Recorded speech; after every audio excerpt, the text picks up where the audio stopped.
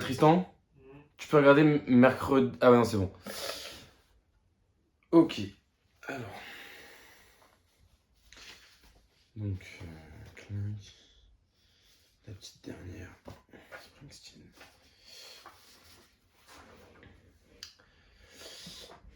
Salut à toutes et à tous, nous sommes le mercredi 22 octobre 2025 et c'est le 16e épisode de Tout sur ma mère. Et c'est un épisode un petit peu spécial puisque, vu que c'est les vacances scolaires, ma mère est en escapade à la campagne. Donc, je suis contraint de tourner dans ce beau décor tout seul pour vous parler des films qu'on a vus cette semaine. Alors moi, je n'ai vu plus qu'elle.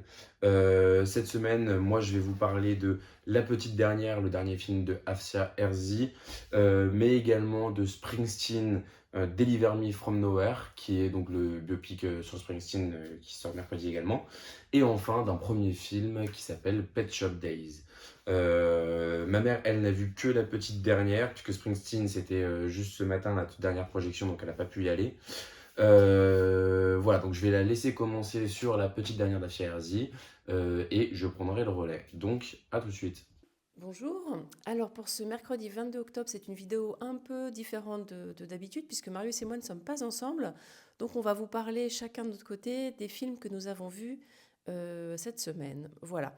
Donc le premier, c'est, moi pour ma part, il n'y en a qu'un d'ailleurs, c'est La Petite Dernière de Afsia Hersi, qui est un film qui est adapté d'un récit autobiographique de Fatima Das et qui raconte l'histoire de Fatima, une jeune fille qui a 17 ans au début du film. Le film va la suivre sur plusieurs mois, sur quasiment un an de sa vie. Donc Fatima, c'est une jeune fille qui grandit dans une cité d'une banlieue parisienne. Elle est musulmane, donc elle est lycéenne, excellente élève, elle fait du foot, elle a des copains, elle vit dans une famille aimante, voilà. Et au début du film, elle a un petit copain, donc une histoire qu'on sent pas très, sans grand amour, un petit peu raisonnable, pour être un peu comme tout le monde. Et au début du film, il y a une prise de conscience assez brutale de sa part qu'elle aime les femmes, qu'elle est attirée par les filles. Et ça va donner lieu à quelque chose qui est très intéressant, non pas comme on a souvent l'habitude de voir au cinéma, une sorte de combat intérieur du personnage qui aurait honte de ce qu'elle ressent, qui lutterait contre ses penchants, sa nature. Voilà. Là, en fait, on a l'impression que passer ce moment de prise de conscience, encore une fois, qui arrive dans des circonstances un peu brutales, ben, qu'en fait, il y a une acceptation très rapide de la part de cette jeune fille et qu'elle passe rapidement à l'étape suivante qui est celle de finalement aller explorer cette sexualité, avoir le réflexe euh, de quitter sa banlieue pour ça, pour rencontrer des femmes, pour rencontrer des jeunes filles, pour finalement explorer la sexualité féminine et voilà, donc ça c'est un premier truc que j'ai trouvé intéressant. J'ai trouvé que au-delà de cette question de la sexualité qui est centrale, mais que j'ai trouvé que c'était pas non plus le seul sujet et que de manière générale et c'est ce qui est intéressant, c'est un film sur l'émancipation, pas que sexuelle, pas que d'identité sexuelle en tout cas. C'est une jeune fille de 17 ans qui va devenir adulte en fait. Elle va rencontrer, alors le fait qu'elle habite en banlieue, effectivement, elle va rencontrer des gens d'autres milieux sociaux quand elle va arriver étudier à Paris. Elle va rencontrer d'autres modes de vie, d'autres modes de pensée. Elle va d'autres personnes. Donc il y a une sorte d'émancipation et sociale et intellectuelle et géographique. Et donc voilà, c'est un film initiatique de manière assez classique. Euh, et dont la sexualité est une partie, mais pas la seule. Donc après, un aspect que j'ai trouvé vraiment intéressant, c'est la manière dont la réalisatrice ne caricature absolument pas ni la banlieue ni Paris. On n'a pas d'un côté une sorte de banlieue qui serait complètement rétrograde, misérable, voilà, moyenâgeuse. Alors on sent que l'homosexualité, c'est pas complètement admis, c'est plus compliqué, mais n'empêche que dans la classe de Fatima, il y a un garçon très efféminé, ouvertement homosexuel, et bon, ça a l'air de bien se passer pour lui. C'est pas non plus aussi noir et blanc que ça. Et c'est pas donc d'un côté la banlieue horreur et Paris, le lieu de où tout est possible, de la tolérance, etc. Euh, et d'ailleurs, il y a aussi une scène que j'ai trouvée assez intéressante et surprenante là-dessus, avec un cliché un peu démonté à l'envers. C'est qu'un de ses premiers jours de cours, donc elle est en philo, elle va manger au restaurant universitaire, elle est toute seule à table.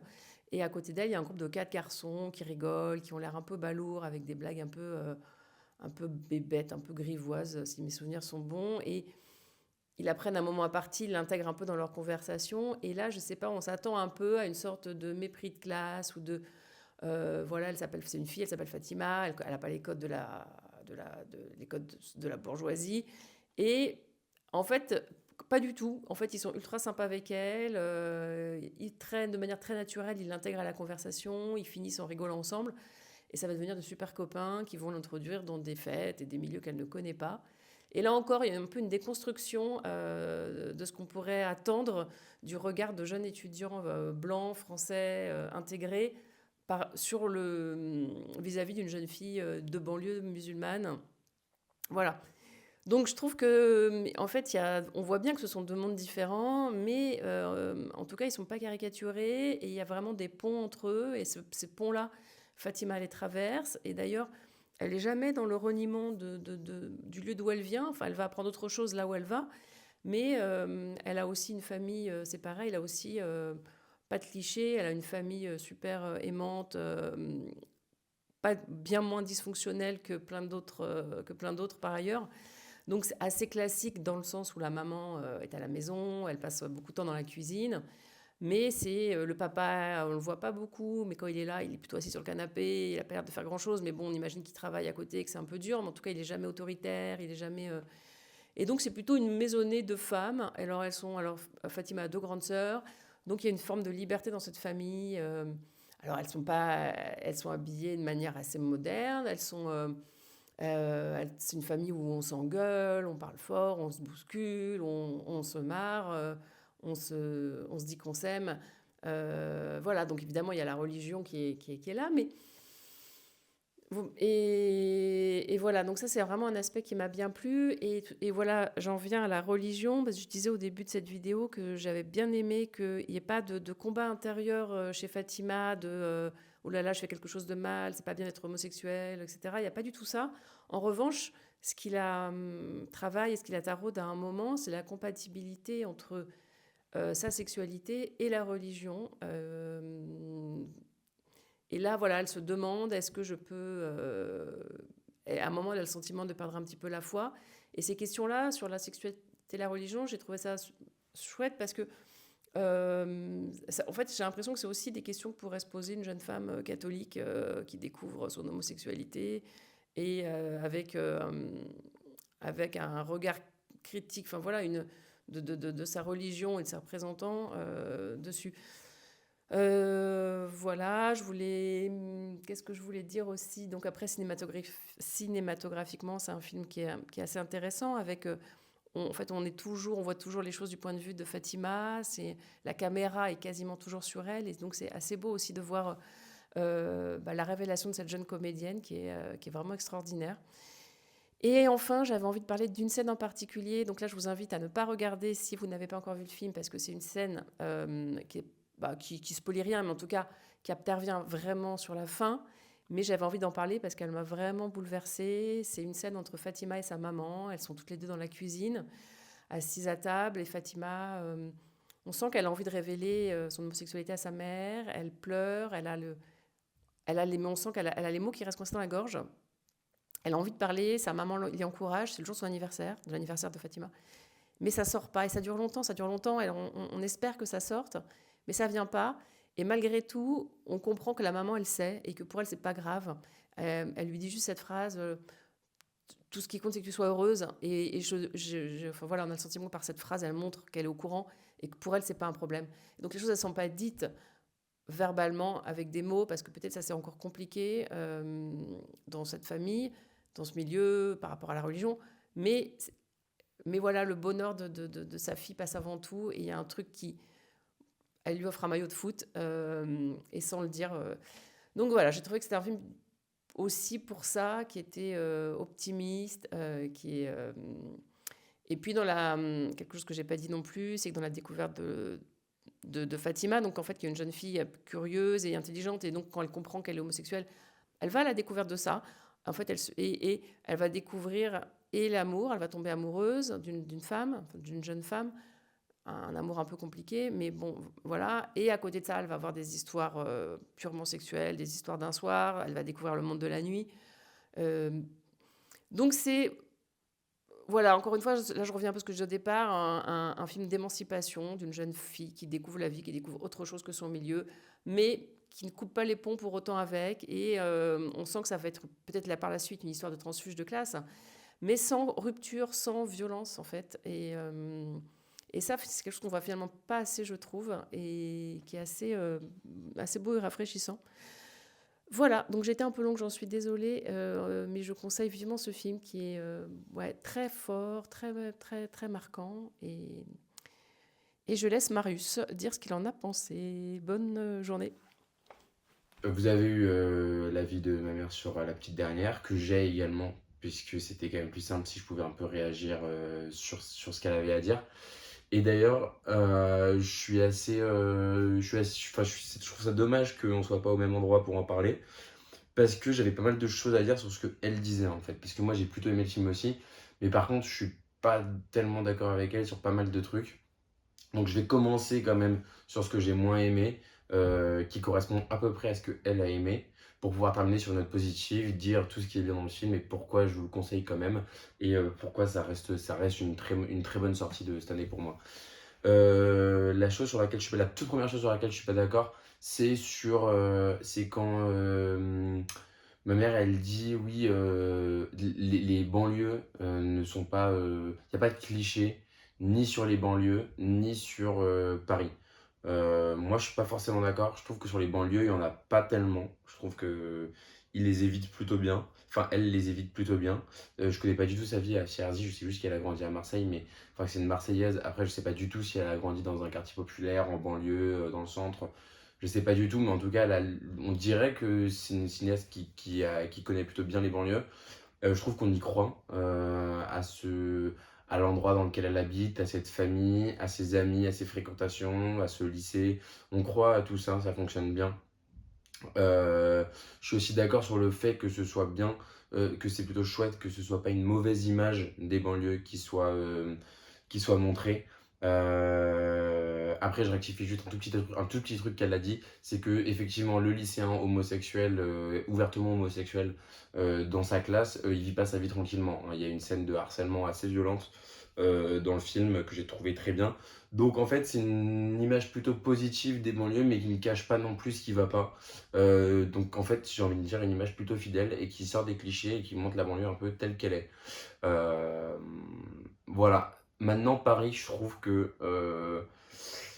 c'est un peu cliché. En fait, c'est un Paris donc montré sous un jour quand même, enfin montré via la communauté LGBT, puisque elle, sa découverte de Paris, elle va avec la découverte de son homosexualité. Et donc avec voilà donc en fait ça va ensemble. Donc en fait elle, la manière dont elle découvre Paris, c'est par ce biais-là. Et je le trouve et j'ai trouvé ça un peu cliché en fait. Je trouvais ça pas en fait au-delà du cliché, je trouvais ça pas très crédible dans le personnage qu'on nous dépeint depuis le début du film. Pas très crédible le fait que elle adhère à euh, ce mode de comment dire, à cette manière de vivre son homosexualité en fait. Je trouve que ça correspond pas en fait au personnage qu'on nous a dépeint depuis le début du film, et donc toutes ces soirées LGBT auxquelles elle va, et qui sont, c'est pas un problème qu'on les montre, mais je trouve que c'est un problème qu'elle s'y familiarise autant. Alors, voilà, on voit qu'elle a des résistances évidemment parce que c'est un film qui est plutôt bien écrit, etc., etc. Donc c'est pas genre elle arrive, elle fait la fête, elle est complètement à l'aise.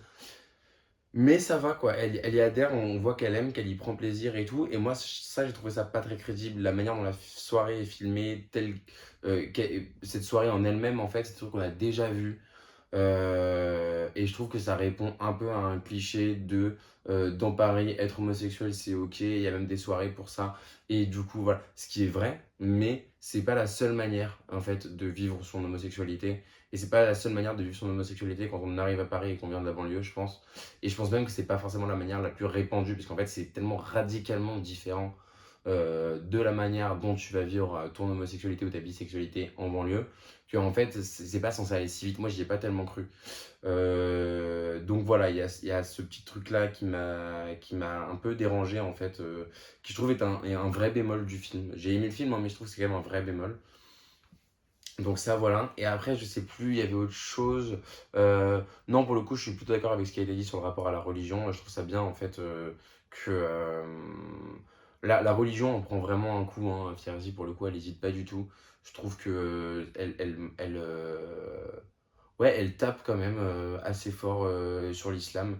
Et cette scène qui est très belle, cette scène de très belle et très dure en même temps, mais cette scène où elle va voir en fait un imam pour lui parler de sa difficulté, donc elle dit que c'est une amie, elle dit pas que c'est elle, mais en tout cas elle essaye d'exprimer à cet imam sa difficulté à allier sa foi et son homosexualité. Parce qu'en fait le film s'ouvre sur une scène de prière et sur des plans de prière qui sont des plans absolument magnifiques que moi j'ai trouvé vraiment fantastiques et, et vraiment très beau et très puissant alors qu'il n'y a que deux plans.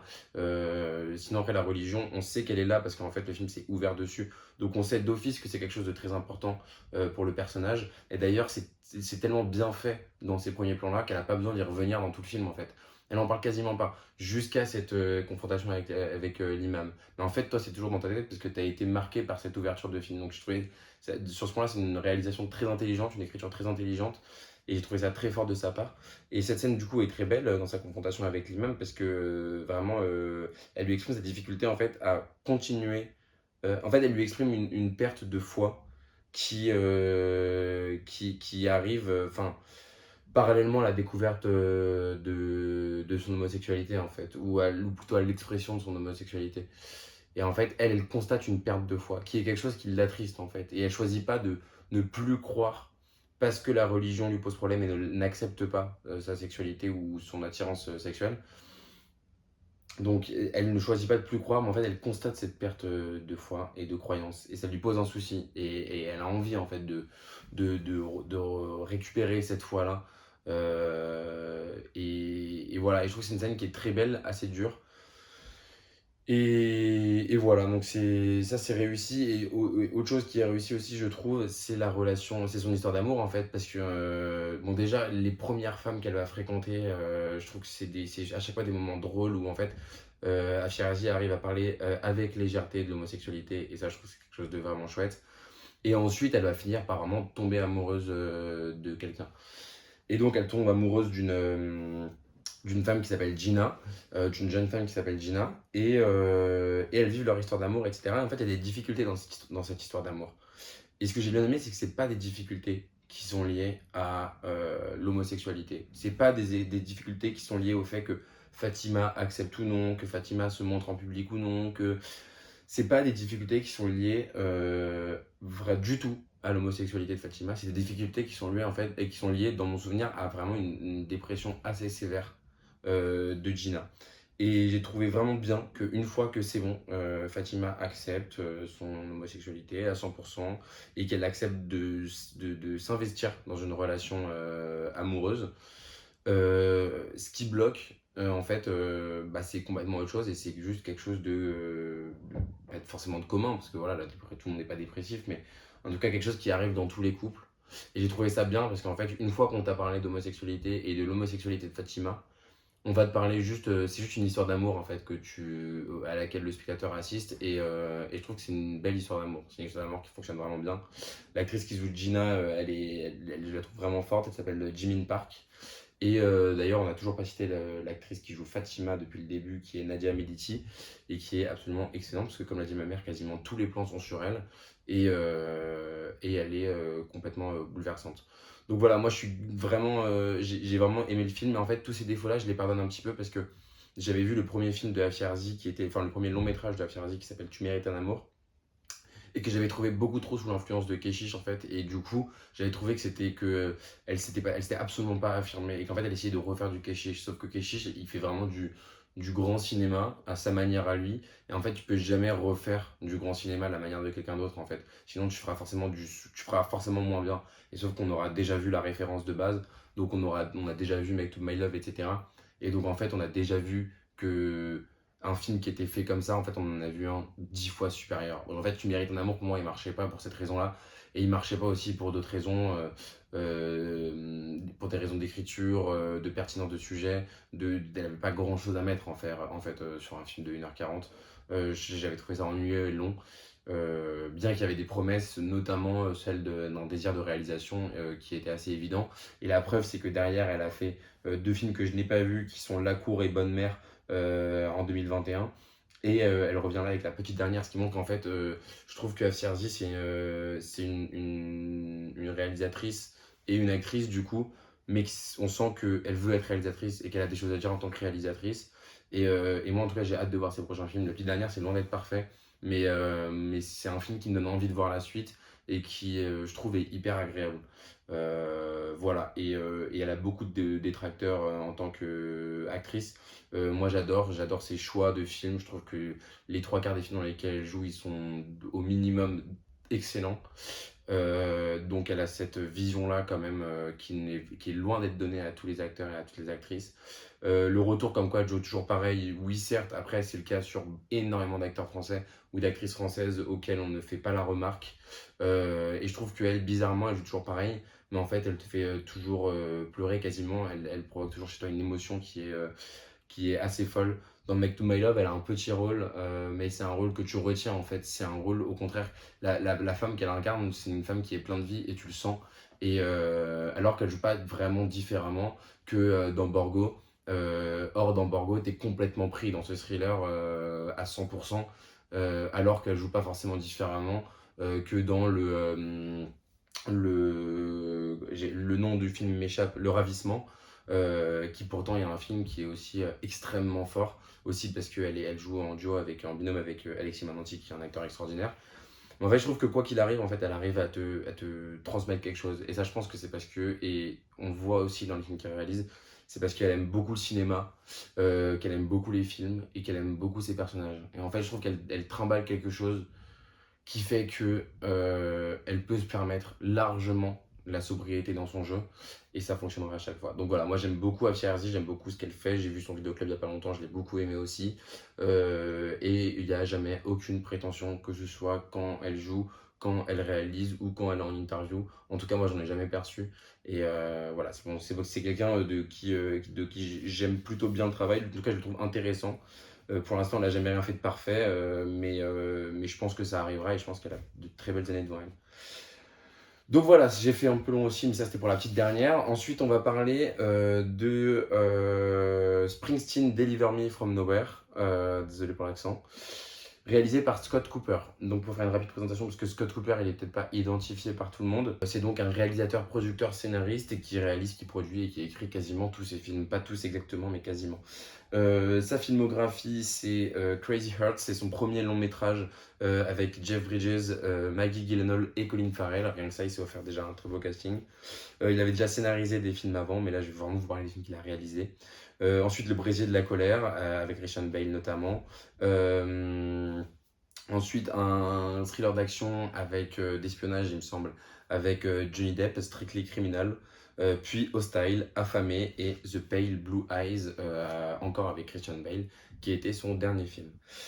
Faut savoir que moi j'ai rien vu de tout ça, j'arrive devant Springsteen avec absolument aucun a priori sur Scott Cooper, voilà, j'arrive juste avec un énorme a priori sur les biopics et sur ce qui se fait en termes de biopics ces dernières années, globalement depuis Bohemian Rhapsody, qui était un film que j'aime pas du tout et qui derrière a déclenché un enfer avec toute une ribambelle de biopics plus insignifiants les uns que les autres, quelle que soit en fait la personnalité, souvent bon, c'était des musiciens ou des chanteurs, quel que soit le chanteur ou la chanteuse. tu te rends compte, enfin, t'as l'impression de voir le même film, en fait, ce qui est pas normal, parce qu'en fait, quand tu vois le biopic sur Elton John, celui sur Amy Winehouse, celui sur Bob Marley, ou celui sur Bohemian Rhapsody, quoi, euh, t'as l'impression de voir le même film, alors que c'est des gens qui n'ont pas du tout la même vie, et c'est un vrai souci. Donc moi, c'est des films que je déteste vraiment, là, Rocketman et compagnie. J'y vais à chaque fois en me disant, bon, bah pourquoi pas cette fois-là, pourquoi pas cette fois-là. Mais là, je désespérais vraiment. Et Springsteen, peut-être que j'y allais un peu plus curieux parce que c'est un des seuls parmi tous ces gens-là que j'aimais, avec qui a une espèce d'attache émotionnelle, puisque dans ma famille, ils écoutent beaucoup ce chanteur et tout. Donc voilà, j'en espérais peut-être un peu. Après, il y a aussi le truc où j'aime bien l'acteur principal, Jeremy Allen White, j'aime bien Jeremy Strong, j'aime bien Stephen Graham. Donc il y avait aussi un casting qui me plaisait plutôt pas mal. Mais on sait qu'un casting, ça aide pas à sauver un film quand il est mis sur les rails par un studio et que tu sens qu'il n'y a pas de réalisateur derrière. Donc voilà, j'avais quand même avec un mauvais a priori. Et en fait, j'ai trouvé le film plutôt bon, plutôt très bon même. Peut-être pas excellent, mais vraiment bon. Et j'ai pas envie de dire bon pour un biopic parce que c'est juste un très bon film. Euh, Ce qui change déjà, c'est l'interprétation en fait. Parce que là, j'ai parlé des biopics, mais j'ai pas parlé de celui sur Bob Dylan avec Timothée Chalamet que j'avais trouvé pareil, hein. Beaucoup de gens ont essayé de faire croire qu'il était un peu supérieur, un peu au-dessus du lot, etc. On parlait des Oscars pour Chalamet et tout. Il y a toujours cette histoire de coach vocal aussi, où en fait c'est lui qui chante, c'est un truc de fou, etc. Ouais, enfin voilà, c'est un entraînement pour un acteur, oui, c'est un rôle exigeant et tout. Mais là, en comparaison avec Timothée Chalamet, Jeremy Allen White, il fait un boulot monstrueux en fait. Il chante largement aussi bien que Timothée Chalamet, donc il y a tout pareil, il y a eu un truc, genre ils ont eu le même coach, donc ça va être tout aussi incroyable et tout. En fait, c'est beaucoup mieux parce qu'il chante très bien, il imite très bien la gestu, tout ce que tu veux. Moi, de toute façon, c'est des gens que j'ai jamais vus en concert, et je suis un spectateur lambda, donc en fait, j'ai juste envie de voir un bon film, j'ai pas envie de voir le mec qui va le mieux imiter tel autre mec, en fait. Et là, j'ai eu ce que je voulais, en fait, parce que Jeremy Allen White, dans le rôle de Bruce Springsteen, il interprète, pardon, un personnage de cinéma. Il limite pas quelqu'un dont moi je me fous un peu. Il interprète un personnage de cinéma. Et en fait, c'est ultra important. Parce que oui, quand tu es un studio, tu fais des films qui ont des cibles, etc. Donc voilà, peut-être pour certains puristes, c'est important que genre tout soit parfait au moindre détail. Mais en fait, le cinéphile de base ou le public de base, il s'en fout un peu, il veut voir un bon film.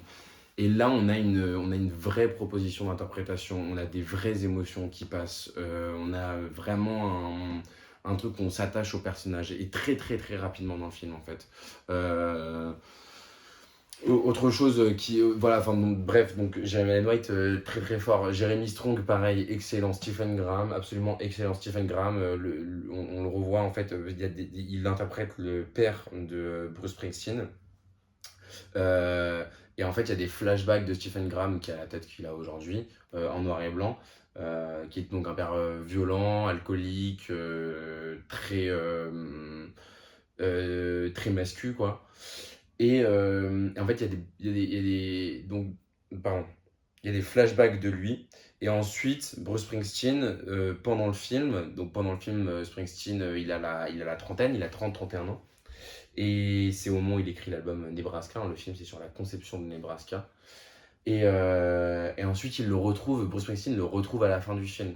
Et et il y a eu une transformation physique de Stephen Graham qui est folle.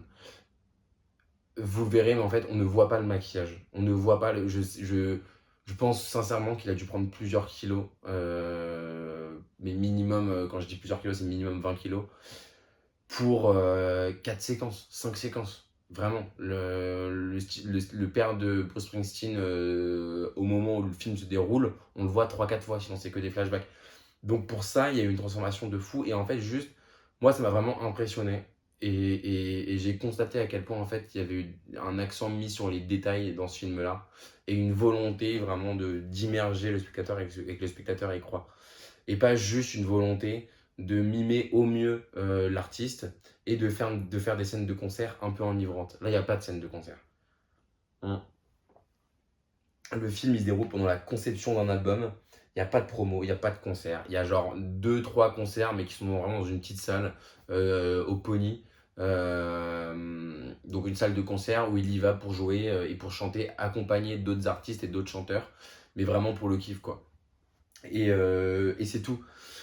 Donc là, il joue pas sur ça en fait, il joue vraiment sur décrire quelqu'un, montrer comment quelqu'un se bat avec son passé. Il y a rien de. Ils sont pas allés chercher, ils ont pas fait un truc de fou, ils ont pas fait un truc hyper compliqué, c'est pas recherché artistiquement de malade et tout, mais juste c'est simple et c'est bien fait en fait. L'émotion, elle passe à mort. Et pour ça, ils ont pas besoin de faire des plans de lui dans sa chambre en bordel en train de boire de l'alcool en fait.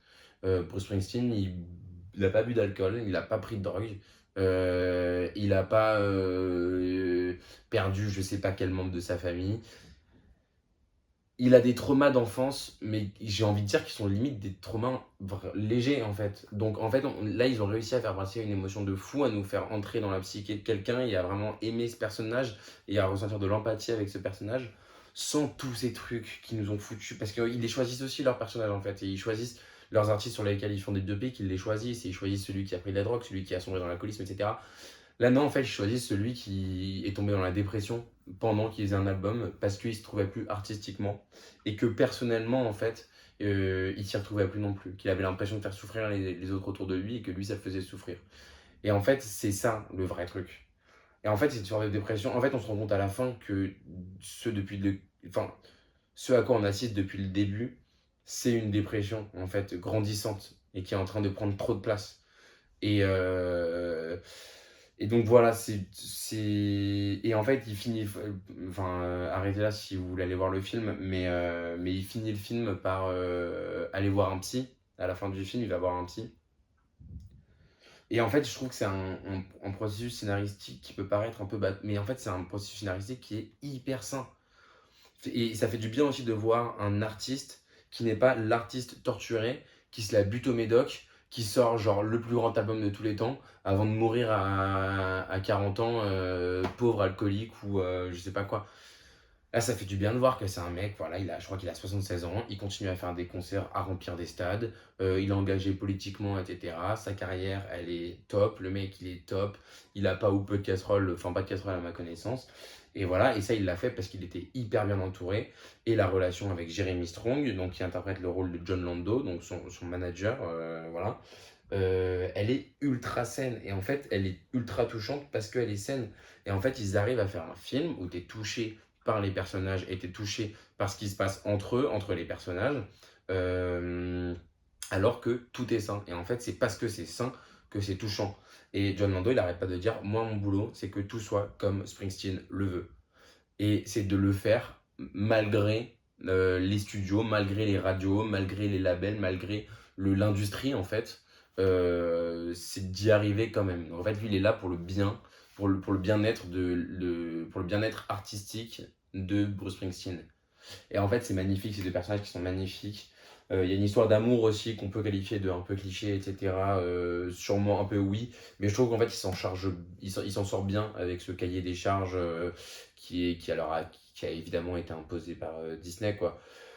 Cette histoire d'amour au milieu, je pense qu'on aurait pu s'en passer, mais je trouve qu'en fait, il s'en sort quand même bien. Pareil, ça part pas dans le cliché, ça part pas dans le. Enfin, vous verrez, ça part pas dans le cliché en fait. Il dit ce qu'il a à dire avec cette histoire d'amour et ça révèle aussi quelque chose en fait de la carrière, enfin, de la personnalité de Springsteen et de l'album qu'il a fait à ce moment-là. Et voilà, et en fait, cette dépression et cet état d'esprit qui se révèle par la musique, je trouve ça très fort et ça n'a rien à voir avec ce qu'on nous a donné dans les biopics ces dernières années. Parce que moi, en fait, là où j'avais du mal aussi avec les biopics ces dernières années, c'est que en fait, on se rend compte que c'est une industrie qui rend service, c'est des industries qui se rendent service mutuellement, en fait. Quand il y a l'industrie cinématographique qui décide de faire un biopic sur une figure musicale ultra populaire, on voit bien que ça attire une foule de gens en salle, que c'est des films qui sont même pas très chers à produire et qui ensuite rendent vachement service à l'industrie musicale. Et c'est des films où tu as une BO de 40 titres, où tu as le droit à l'album entier, à des scènes de concert interminables, ou alors quand c'est pas des concerts, c'est ils prennent de la drogue. Et c'est un rise and fall où le scénario il est écrit depuis le départ, même si tu connais pas la vie de la personne, tu sais que ça va être la même que le précédent. Et en fait, c'est ça, moi j'avais vraiment la sensation que c'était des industries qui se rendaient service en fait, et au détriment d'un film quoi. En fait, c'était plus des films, c'était des mash-ups de musique, c'était des compilations en fait. Ça ressemblait à rien du tout, c'était mal joué, enfin ça m'agaçait vraiment. Et là, on retombe dans un mec qui a voulu faire un film en fait, Scott Cooper, voilà, qui a adapté un livre sur la vie de Springsteen, qui a écrit son scénario tout seul, qui l'a réalisé tout seul et qu'il l'a produit, évidemment pas tout seul, mais qu'il l'a produit quoi. Et ça se voit en fait que c'est le boulot d'un homme, et ça se voit que c'est le boulot d'un homme avec d'autres, avec ses acteurs, et c'est vraiment du beau travail. Donc voilà, Springsteen, c'est un très bon film à aller voir. Et si vous êtes dégoûté comme moi des biopics de ces dernières années, là, foncez, vous allez être très agréablement surpris, ça fait beaucoup de bien. Et enfin, on va finir plus court, je vais essayer. Donc plus court avec le film Pet Shop Days. C'est vrai qu'on n'est pas coupé en fait, on fait long. Avec le film Pet Shop Days, qui je pense va avoir une sortie un peu discrète, hein, toujours pareil, orientez-vous sur Rambuteau ou les cinémas indépendants si vous voulez aller le voir au cinéma. Après je dis ça, je sais pas, ça se trouve il va être pris dans plus de salles, mais voilà, je sais qu'il y a des avant-premières dans les cinémas indépendants, notamment au Christine. Ce soir il y en avait une, là on est lundi au moment où je tourne. Donc voilà, c'est un premier film donc, qui est réalisé par Olmo Schnabel, et qui raconte l'histoire de Jack, un jeune homme, je sais pas exactement quel âge il a, il doit avoir 22, 23, 24, en tout cas voilà, il est dans sa première moitié de vingtaine, et qui vit à New York et qui se fait un peu chier dans sa vie parce que voilà, il travaille dans une animalerie, il sait pas trop quoi faire, l'ambiance à la maison elle est pas ouf, il a de l'argent mais il est un peu blasé puisque bah, vraiment il sait pas quoi faire de sa vie quoi. Et il tombe sur Alejandro qui lui est un jeune homme euh, pareil, issu d'une famille très très riche, et qui est dans la débauche d'une famille mexicaine très riche et qui est constamment dans la débauche sexuelle, alcool, drogue, voilà, et qui a accidentellement provoqué la mort de sa mère. Donc voilà. Évidemment, ils vont se rencontrer et évidemment, ça va être du grand n'importe quoi et que va commencer une déambulation dans New York, où Alejandro va un peu initier Jack à, à tous les vices que ne connaissait pas Jack, et donc prostituée, encore une fois, prostituée, drogue et alcool. Et Jack va se rendre compte que en fait, c'est plutôt une bonne manière d'échapper à son quotidien chiant. Et au-delà de ça, ils vont développer une relation qui est un peu au début basée sur le plaisir sexuel. C'est la découverte d'une homosexualité ou d'une bisexualité en tout cas. C'est la découverte d'une bisexualité pour Jack. Alejandro, lui, il l'est depuis longtemps, il s'en fout un peu et voilà. Mais ça va être aussi le début de bêtises un peu plus graves à base de vol, cambriolage, etc. Voilà. C'est un film dans lequel il y a des gros acteurs, des caméos ou des personnages plus ou moins importants en tout cas, avec Louis Cancelmi, Peter Sarsgaard et Willem Dafoe. C'est un film qui a ses défauts, notamment dans ce qu'il a à dire. En fait, au bout d'un moment, c'est long, c'est répétitif. C'est des choses, c'est un type d'image qui a été déjà vu, c'est des thèmes qui ont souvent été déjà abordés. Voilà, donc tout n'est pas à garder. Je sais pas si c'était assez consistant pour faire un long métrage. Mais ça, on va évidemment mettre ça sur le dos du premier film parce que c'est toujours compliqué. Et c'est vraiment des défauts assez typiques, on va dire, du premier film. Et je disais ça d'ailleurs tout à l'heure de la petite dernière de Afia Harzi. Donc voilà. Disons que c'est plus pardonnable là. On- Après, il y a aussi un tas de trucs très très chouettes et qui fait que moi je serais carrément chaud de voir son prochain film à ce gars-là. Déjà, c'est son casting, c'est deux comédiens principaux, dont c'est Jack Irv qui l'interprète. On a pu le voir dans The Sweetest et dans The Pale Blue Eye, qui était donc un film de Scott Cooper, coïncidence. Et l'autre jeune homme, Alejandro, qui est joué par Dario Yazbek Bernal. Voilà, un acteur qu'on connaît moins, qui a joué dans des choses beaucoup moins connues et qu'on n'a pas trop vu. Mais en tout cas, ces deux, ils fonctionnent hyper bien ensemble. Ils sont très bien dans leur rôle. Alors, c'est un peu des archétypes. Pareil, on les a déjà vus ailleurs. N'empêche qu'ils se donnent à fond. C'est pas des rôles qui sont faciles à jouer, surtout qu'ils sont tous les deux assez jeunes. Et je trouve qu'ils s'en sortent vraiment bien. En mise en scène, c'est un peu pareil. Il y a des choses qui sont déjà vues, mais il y a des choses, il y a plein d'idées tentées. Il y a une grande liberté, je trouve, qui est vraiment cool. Après, moi, je salue vraiment l'aspect émotionnel du film. Parce qu'en fait, quand tu es dans un truc de débauche, un peu à la Las Vegas Parano, etc., avec ces inspi-là, et que tu arrives quand même à inclure de l'émotion dans ton film, notamment en ce qui concerne la famille de Jack avec son père qui est interprété par Willem Dafoe. Ils ont une très belle relation, c'est une famille qui est très dysfonctionnelle, mais qui n'est pas pour autant complètement malsaine et complètement méchante. Et en fait, toutes ces séquences de discussion entre eux, je trouve qu'il y a vraiment des choses qui se passent. Et il y a vraiment de l'émotion. Et en fait, c'est des moments où Jack, il revient un peu les pieds sur terre, parce qu'il est plus avec Alejandro, il est avec sa famille. Et dans ces séquences-là, il se passe des choses. Donc c'est pas comme si en fait au début du film, Jack prenait son indépendance de sa famille et partait pendant tout le film dans New York et tout. Sa famille a une grosse place dans le film. Et ça c'est plutôt cool que le réalisateur ait pensé à ça, qu'il ait pas oublié ça en fait. Donc voilà, ça c'est le truc qui m'a plu. Et puis on parlait de Willem Dafoe, le deuxième truc qui m'a plu, c'est aussi le fait qu'on retrouve un peu un Willem Dafoe normal, entre guillemets. En tout cas, un Willem Dafoe qui n'est pas dans l'extravagance des films de ces dernières années, que ce soit les films Pour Things ou Kind of Kindness, ou même les films de Son nom m'échappe, mais celui qui a fait Lighthouse et compagnie, Nosferatu et tout. En tout cas, voilà, que ce soit pas dans des rôles complètement décalés et qu'il revienne un peu à la normale, ça m'a fait plaisir parce que ça reste un excellent acteur et pas que quand il faut faire des grimaces et qu'il faut porter du maquillage, aussi quand c'est un père de famille qui sait plus comment gérer. Et ça a fait vraiment du bien. Voilà. Donc c'est un film que moi je trouve dans tous les cas intéressant, assez couillu, et plutôt réussi pour un premier film. Après voilà, il y a des défauts, c'est répétitif. Le sexe, c'est répétitif aussi, il y en a trop. En fait, il sait pas, il sait plus, il a pas assez de choses à dire. En fait, c'est juste ça. S'il avait d'autres choses à dire, il aurait probablement mis moins de sexe. On sent pas de trucs malsains, on sent pas de trucs vraiment problématique ou quoi que ce soit. Juste, on sent le mec qui a pas assez à dire. Et voilà. Le scénario, il tient sur 5 pages en gros, et voilà. Et c'est un peu dommage. Donc peut-être un truc, c'est un souci scénaristique, on va dire. Mais voilà, on sent quelqu'un quand même qui a envie de faire du cinéma. Et pareil, je serais très curieux de voir ce qu'il a proposé après. Donc voilà, j'ai fini. Désolé, c'était un peu long, mais en tout cas, trois belles sorties. Je vous conseille en toute priorité la petite dernière parce que c'est français et parce que c'est Afia Herzi et que j'espère que ça continuera bien pour elle.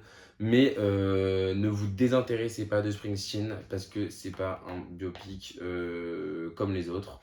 Et j'ai oublié de rajouter quand même que je trouve le titre très beau. Springsteen, Deliver Me From Nowhere. Je crois que je sais plus si c'est une phrase qu'il a écrit ou le titre d'un titre, enfin d'une chanson. Mais en tout cas, je trouve que c'est très bien trouvé et surtout ça résume extrêmement bien le film. Donc très intéressant. Et Pet Shop Days, ça fait toujours de voir des premiers films qui sont réussis et qui prennent autant de liberté, surtout quand ils sont indépendants et avec un aussi beau casting. Donc voilà. Et en attendant, je vous dis à la semaine prochaine et portez-vous bien.